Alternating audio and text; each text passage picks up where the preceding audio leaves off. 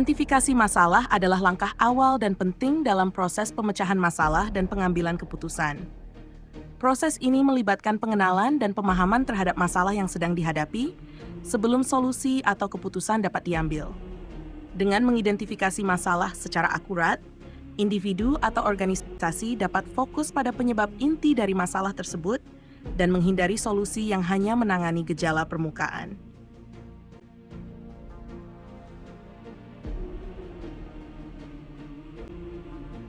Langkah-langkah dalam identifikasi masalah. 1. Pengumpulan informasi awal. Observasi. Perhatikan gejala-gejala atau tanda-tanda yang menunjukkan adanya masalah. Ini bisa berasal dari data, umpan balik, atau kejadian yang tidak biasa. Kuesioner atau survei. Menggunakan alat seperti kuesioner atau survei untuk mendapatkan masukan dari pemangku kepentingan atau mereka yang terpengaruh oleh masalah. 2. Mengklarifikasi masalah. Definisi masalah. Tuliskan masalah dalam bentuk yang jelas dan spesifik. Hindari definisi yang terlalu luas atau ambigu.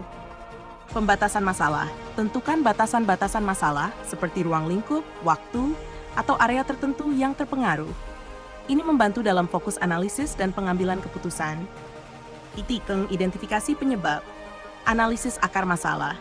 Gunakan metode seperti 5 whys atau diagram tulang ikan fishbone diagram untuk menggali lebih dalam penyebab utama dari masalah.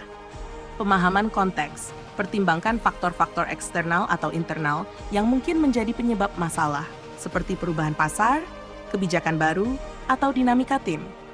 4. Melibatkan pemangku kepentingan. Lakukan diskusi dengan tim atau pihak-pihak terkait untuk mendapatkan berbagai perspektif tentang masalah yang dihadapi. Sesi brainstorming. Adakan sesi brainstorming untuk menghasilkan ide-ide dan asumsi yang mungkin menjadi penyebab masalah. 5. Analisis data. Pengumpulan data terkait. Kumpulkan data yang relevan dengan masalah, seperti data performa, laporan, atau statistik lainnya. Analisis tren. Analisis data untuk menemukan pola atau tren yang mungkin menunjukkan adanya masalah atau perubahan signifikan yang terjadi. 6. Evaluasi dampak. Skala masalah. Tentukan seberapa besar dampak masalah terhadap organisasi atau individu yang terlibat, termasuk konsekuensi jangka pendek dan panjang. Prioritas. Tentukan apakah masalah tersebut harus diatasi segera atau dapat ditunda berdasarkan urgensi dan dampaknya. 7. Formulasi pernyataan masalah. Merumuskan masalah. Buat pernyataan masalah yang jelas, terukur, dan mudah dipahami oleh semua pihak terkait. Menjaga fokus. Pastikan pernyataan masalah tersebut tetap fokus pada inti permasalahan tanpa mencampur adukan dengan gejala atau efek yang diakibatkan.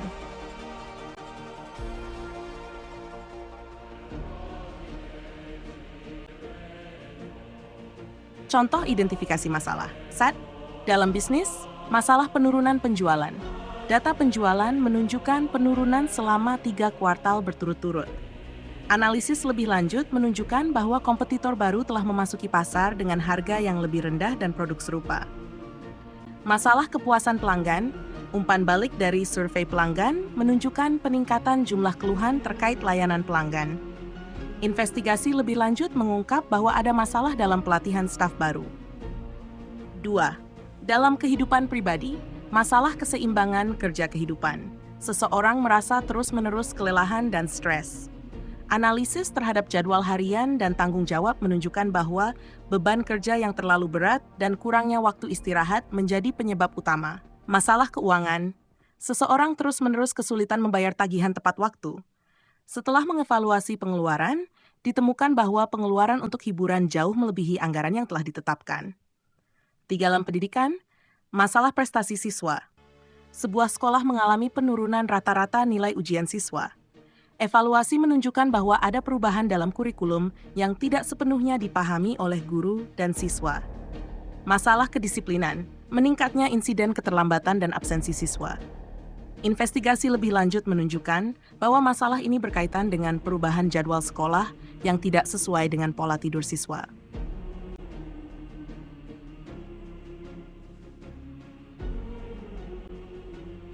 Pentingnya identifikasi masalah yang tepat. Identifikasi masalah yang tepat sangat penting, karena jika masalah tidak diidentifikasi dengan benar, upaya pemecahan masalah mungkin tidak efektif atau malah memperburuk situasi. Kesalahan dalam identifikasi masalah dapat mengarah pada pemborosan sumber daya, ketidakpuasan pemangku kepentingan, dan hilangnya kesempatan untuk memperbaiki keadaan secara signifikan.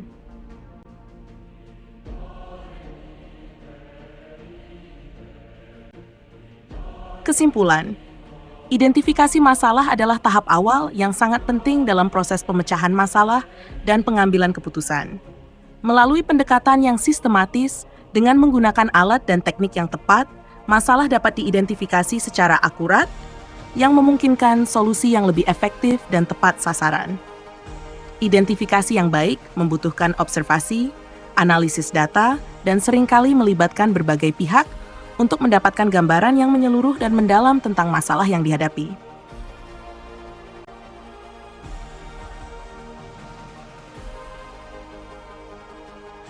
Demikian, semoga bermanfaat.